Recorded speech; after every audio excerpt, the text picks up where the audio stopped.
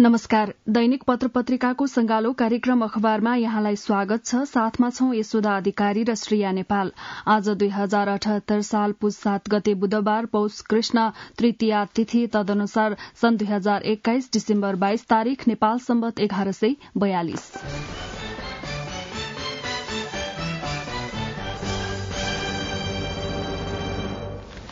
आज राजधानीबाट प्रकाशित विभिन्न पत्र पत्रिकाले फरक फरक विषयलाई मुख्य खबर बनाएका छन्। शुरूआत गरौं गोर्खापत्र दैनिकबाट। बालबालिकालाई खोप आज शीर्षकमा गोर्खापत्र दैनिकले अग्रपृष्ठमा प्राथमिकता दिँदै खबर लेखेको छ। फाइजर खोपको दोस्रो मात्रा लगाउन छुटेका उपत्यकाका बाल बालिकाका लागि बुधबार खोपको व्यवस्था गरिएको छ। स्वास्थ्य कार्यालय काठमाडौँका प्रमुख शम्भु काफ्लेले धेरै बाल बालिकाले पहिलो मात्रा लगाएका तर दोस्रो मात्रा लगाउन बाँकी रहेको गुनासो आएपछि फाइजर खोपको दोस्रो मात्रा बुधबारका लागि छाउनी स्थित नेपाली सैनिक अस्पतालमा व्यवस्था गरिएको बताउनुभयो। स्वास्थ्य कार्यालयले हरेक दिन कोरोना विरूद्धको भेरोसिल र कोविडसिलको पहिलो र दोस्रो मात्रा खोप दिइरहेको छ। उहाँका अनुसार सैनिक अस्पताल छाउनी, शिक्षण अस्पताल महाराजगंज, नेपाल प्रहरी अस्पताल, सशस्त्र प्रहरी अस्पताल, वीर अस्पताल, निजामती अस्पतालमा सधैँभरि खोप लगाइने व्यवस्था गरिएको छ। यसअघि कुनै एक खोप केन्द्रमा एक किसिमको खोप पाउने गरेकोमा अब सबै केन्द्रमा दुवै खोप पाइनेछ। स्वास्थ्य कार्यालय प्रमुख काफ्लेले पहिलो वा दोस्रो मात्रा खोप एकै पटक लगाउन पाइने जानकारी दिँदै अब हरेक केन्द्रमा दुवै खोपको व्यवस्था गरिएको बताउनुभयो। उहाँले दुवै खोपको व्यवस्था मंगलबारबाट गरिएको बताउँदै अस्पताल बाहेक प्रमुख 4 नाकाबाट पनि खोपको व्यवस्था गरिएको बताउनुभयो। कोटेश्वर, नयाँ बस पार्क, कलंकी र बल्खुमा खोपको व्यवस्था गरिएको छ। हाल मोडर्ना खोप लगाएका 57 जिल्ला बाहेकका बालबालिकालाई फाइजर खोप लगाउने तयारी भएको छ। सरकारले 12 वर्षदेखि 18 वर्षसम्मका बालबालिकालाई फाइजर खोप लगाउन लागेको हो। खोप शाखा प्रमुख सागर दाहालले यही पुस 13 देखि 22 गतेसम्म पहिलो मात्रा फाइजर खोप सञ्चालन निश्चित भए पनि अझै फाइजर खोप नआएका कारण उक्त मिति सर्न सक्ने बताउनुभयो। उहाँले यसअघि फाइजर खोप लगाइएका जिल्लाबाट पुनः फाइजर खोप लगाउन शुरू गरिने जानकारी पनि दिनुभयो। उहाँका अनुसार डिसेम्बर 23 वा 24 तारिकसम्म 6 लाख फाइजर खोप आउनेछ। खोप लगाउन ढिलाइ भएमा यसअघि तोकिएको दिन परिवर्तन हुन सक्नेछ। बालबालिकालाई खोप आज कुनै एक केन्द्रमा एक किसिमको खोप पाउने गरेकोमा अब सबै केन्द्रमा दुवै खोप पाइने गोर्खापत्र दैनिकले अग्रपृष्ठमा यो प्रसंग लेखेको छ। यता नेपालमा कोरोना प्रभाव। 2 देखि 4 वर्ष उमेरका प्रत्येक 5 मध्ये एक बाल बालिका विकासको लय भन्दा बाहिर, नयाँ पत्रिका दैनिकले भित्री पृष्ठमा छापेको छ। कोविड महामारीले मुलुकका 2 देखि 4 वर्ष उमेर समूहका प्रत्येक 5 बाल बालिका मध्ये एक विकासको लय भन्दा बाहिर रहेको तथ्याङ्क सार्वजनिक भएको छ। संयुक्त राष्ट्र संघको यूनिसेफ युनाइटेड नेशन चिल्ड्रेन फण्डले गरेको पछिल्लो सर्वेले यस्तो देखाएको। यसका लागि यूनिसेफले मुलुकभरका 2853 घर परिवारलाई टेलिफोन मार्फत अन्तर्वार्तामा ल्याएको थियो। गत अगस्तमा गरिएको यो सर्वेक्षण विधिलाई यूनिसेफले प्रारम्भिक बाल विकास सूचकांक ECDI भनेको छ। विशेष गरी महामारीले बाल बालिकाको स्वास्थ्य, सिकाइ र मनोसामाजिक अवस्थामा असर गरेको तथ्याङ्कले देखाएको छ। कोविड-19 महामारीको बीच नेपालका 2 देखि 4 वर्ष उमेर समूहका प्रत्येक 5 जना बाल बालिका मध्ये एक विकासको लय भन्दा बाहिर रहेको देखिएको छ।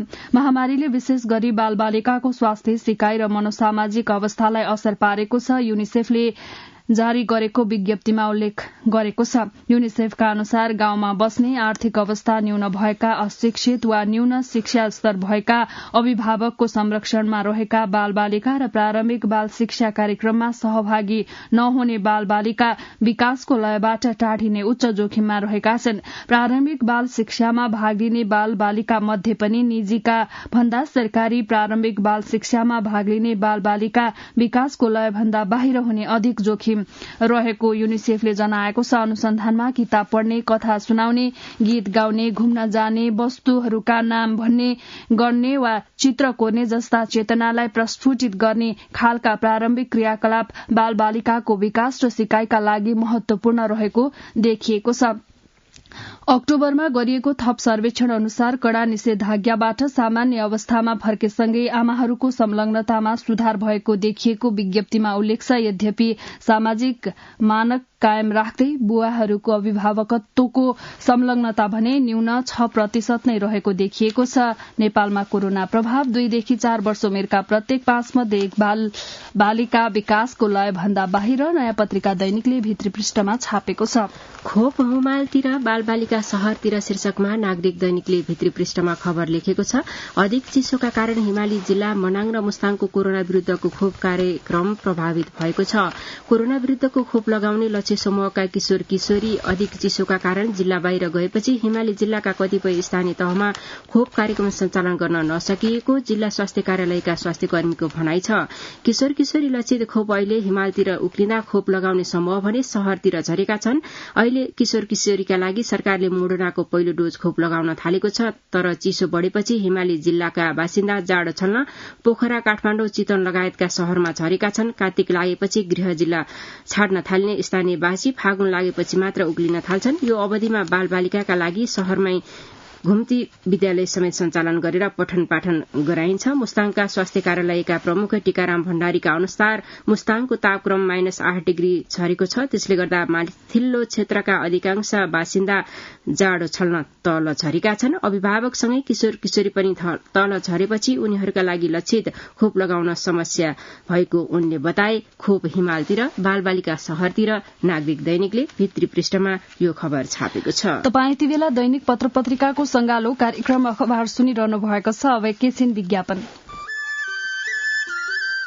सुन त, भोलिको मिटिङको लागि सबैलाई फोन गर्यो? छैन सर, मेरो मोबाइलमा ब्यालेन्स नै थिएन। अलि पछि गर्छु ल्यान्डलाइनबाट। ल हेर, मोबाइलमा ब्यालेन्स छैन भनेर हुन्छ?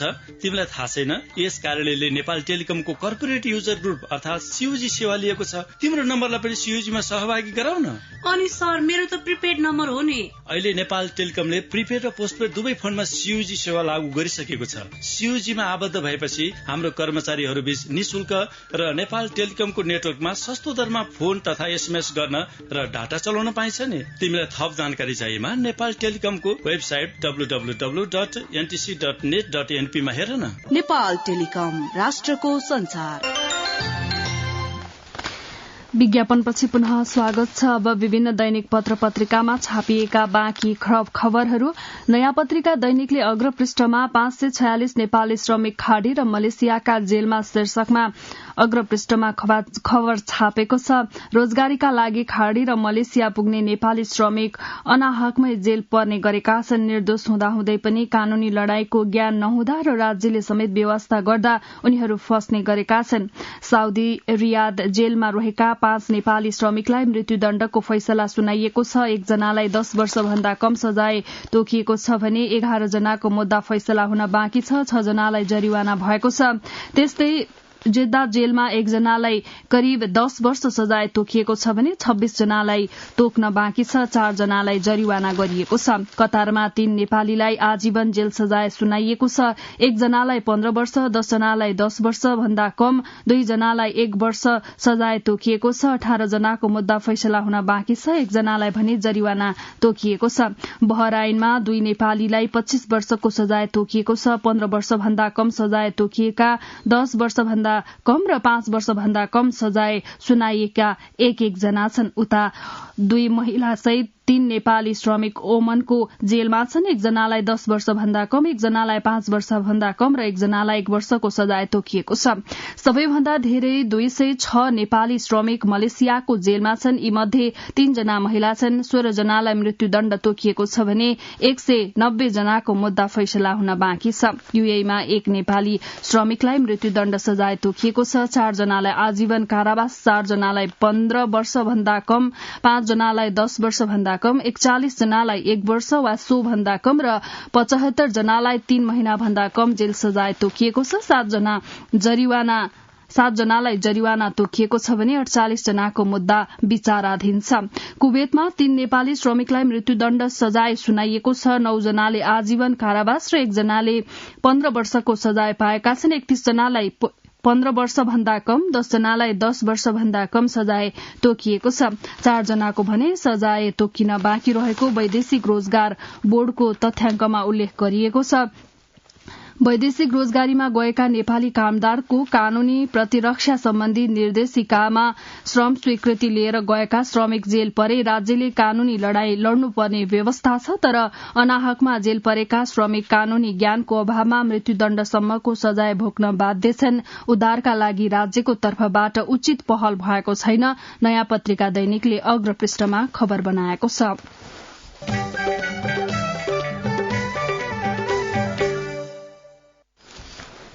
प्रधानमन्त्रीद्वारा खेल कर्मी पुरस्कृत खेलकुद विकास सरकारको प्राथमिकता शीर्षक दिएर गोरखापत्रमा मुख्य खबर छापिएको छ। प्रधानमन्त्री शेरबहादुर देउवाले नेपाली राष्ट्रिय फुटबल टीमका खेलाड़ी तथा प्रशिक्षकलाई पुरस्कृत गर्नुभएको छ। मालदिप्समा भएको 13औं साफ च्याम्पियनशीप प्रतियोगितामा उपविजेता हुन सफल भएपछि सरकारले नेपाली राष्ट्रिय फुटबल टीमका खेलाड़ी तथा प्रशिक्षकलाई पुरस्कृत गरेको हो। प्रधानमन्त्री निवास बालुवाटारमा आयोजित विशेष कार्यक्रममा प्रधानमन्त्री देउवा र युवा तथा खेलकुद मन्त्री महेश्वर जंग गहतराजले साफ उपविजेता खेलाड़ीलाई जनै 5 लाख नगदसहित सम्मान गर्नुभएको हो। त्यसैगरी 3 प्रशिक्षकलाई पनि जनै 3 लाख रूपियाँ सहित सम्मान प्रदान गरिएको छ। प्रधानमन्त्री देउवाले सम्मान कार्यक्रममा खेलाड़ीहरूले खेलको माध्यमबाट नेपाललाई अन्तर्राष्ट्रिय स्तरमा चिनाउन सफल भएकामा खुशी व्यक्त गर्दै राज्यले खेल क्षेत्रलाई उच्च प्राथमिकतामा राखेको छ भन्नुभयो। आगामी दिन खेलकुदको विकास र खेलाड़ीको सम्मान गर्न सरकारले प्राथमिकता दिने पनि उहाँले बताउनुभयो। गोरखापत्र दैनिकले मुख्य खबर छापेको छ।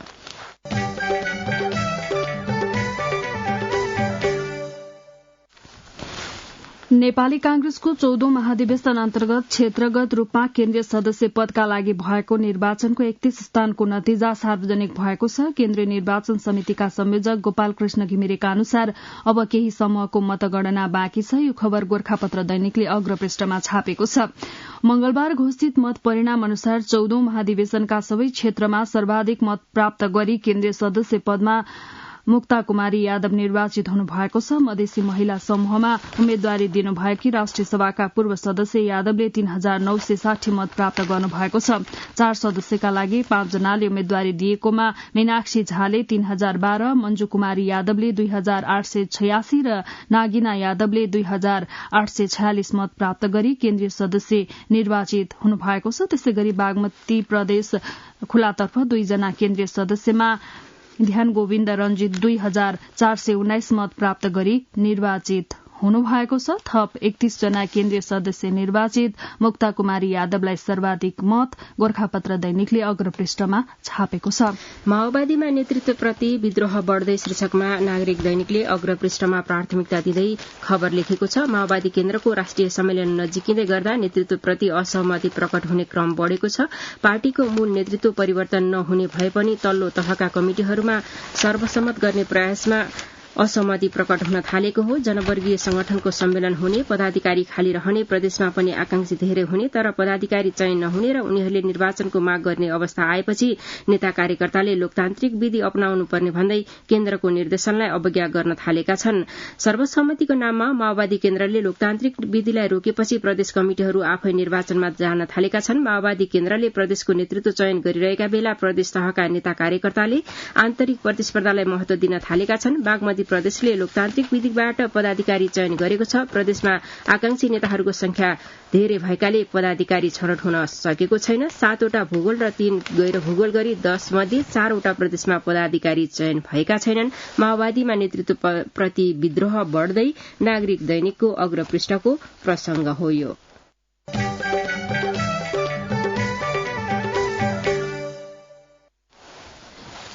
एमाले विरोध बीच प्रतिनिधि सभा राजधानी दैनिकले अग्रपृष्ठमा खबर बनाएको छ। प्रमुख विपक्षी दल नेकपा एमालेको विरोधकै बीच मंगलबार प्रतिनिधि सभा बैठक सञ्चालन गरिएको छ।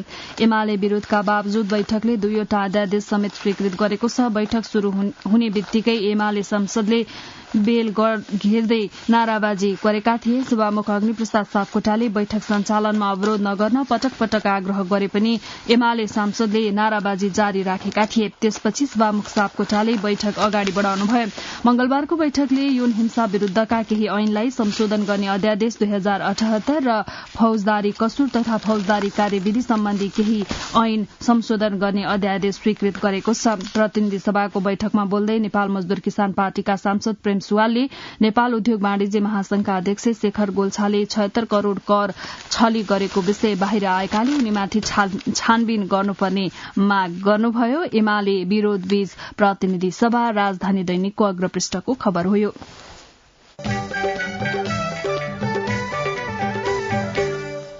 अब आजका पत्र पत्रिकाले सम्पादकीयमा उठाएका केही विषय। राजधानी दैनिकले एमसीसीको चक्रव्यूहमा सरकार शीर्षकमा सम्पादकीय बनाएको छ। सदन सड़क र पार्टीभित्रै विरोध भइरहेको अमेरिकी मिलिनियम च्यालेन्ज कम्प्याक्टले शेरबहादुर देउवा नेतृत्वको सरकारलाई महाभारतको लड़ाईमा चक्रव्यूहमा पारेका अर्जुन पुत्र अभिमन्युको अवस्थामा पुर्याएको छ। सरकार पनि बन्नु र एमसीसीको विषय पनि निकै पेचिलो बनेर अग्रमोर्चामा आइपुग्नुले देउवा सरकारलाई यो चक्रव्यूहको भुमरीमा पुर्याएको छ। यसका पछाडिका परिवेश पनि धेरै जिम्मेवार छन्। नेपाली कांग्रेस र माओवादी केन्द्रको सरकार भएको पृष्ठभूमिमा यो सम्झौता गरिनु, वर्तमान सरकार र अदल बदलमा पनि यसैको पृष्ठभूमिमा पुग्नु, प्रतिपक्षी नेता तथा पूर्व प्रधानमन्त्रीले केपी शर्मा ओलीले एमसीसीले नै गर्ने भनी संसदमै प्रश्न नउठाउनु तथा आफ्नै दल नेपाली कांग्रेसका नेताले परिमार्जित एमसीसीको सम्झौता समेत बिना पुनर्विचार स्वीकार गरेर आउनुले देउवा सरकारलाई चक्रव्यूहमा धकेलेको हो। राजधानी दैनिकमा सम्पादकीय लेखिएको छ।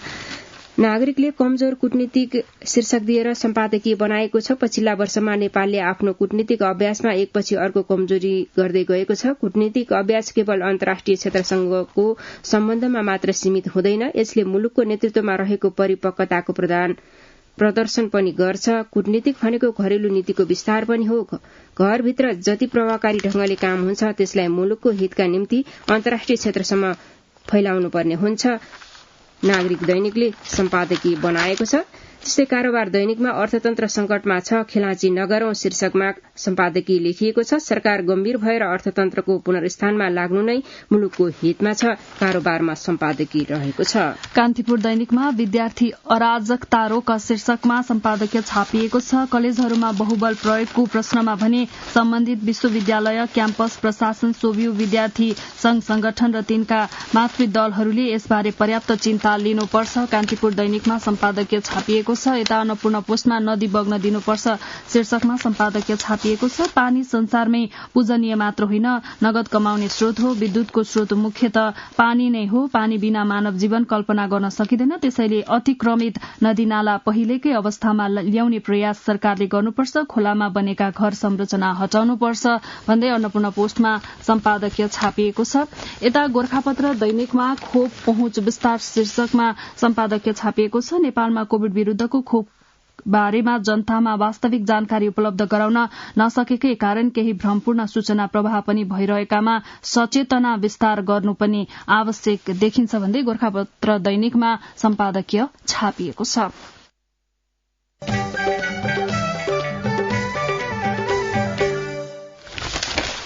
सम्पादकीयपछि अब पत्र पत्रिकामा प्रकाशित बाँकी प्रसंग। प्रतिनिधि सभा र प्रदेश सभामा 22 पद रिक्त, उपनिर्वाचन नहुने, सिधै निर्वाचन शीर्षकमा राजधानी दैनिकले अग्रपृष्ठमा खबर लेखेको छ। प्रतिनिधि सभा र प्रदेश सभातर्फ रिक्त रहेको 22 पदको उपनिर्वाचन नगरी सिधै निर्वाचन गर्नेतर्फ सरकार अघि बढ़ेको छ।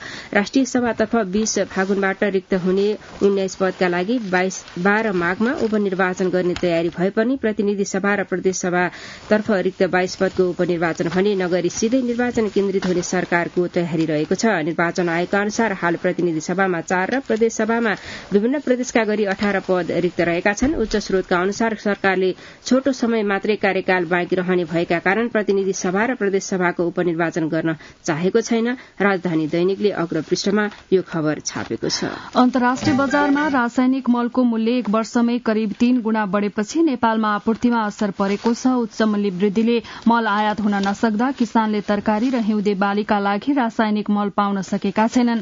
अन्तर्राष्ट्रिय बजारमा गत मेमा प्रति मेट्रिक टन $313 रहेको युरिया मलको मूल्य नोभेम्बरमा आइपुग्दा $900 माथि पुगेको थियो। मूल्य वृद्धिले मल आपूर्तिमा समस्या, नागरिक दैनिकले अग्रपृष्ठमा छापेको छ।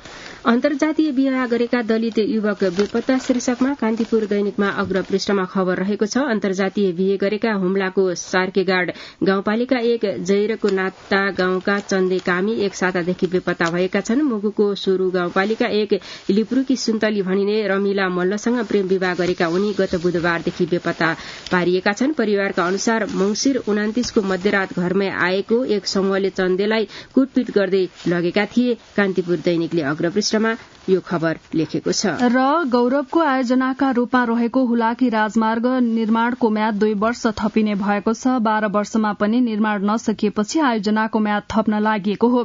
1.5 वर्ष समय बाँकी भए पनि उक्त समयमा काम नसकिने देखिएको आयोजनाले जनाएको छ। यस अनुसार आयोजनाको म्याद आर्थिक वर्ष 2081-82 सम्म पुर्याइनेछ। काम ढिलाइ हुनुको मुख्य कारण कोविडको प्रभाव रहेको आयोजनाको दावी छ। 12 वर्षमा पनि काम नसकिएपछि हुलाकीमा समय थपिँदै कान्तिपुर दैनिकको भित्री पृष्ठको खबर हो यो।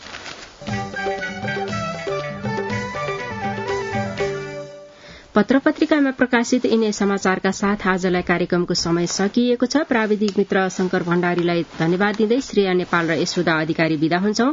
यसपछि कार्यक्रम अन्तर्संवाद सुन्न सक्नुहुनेछ। हवस् त, नमस्कार।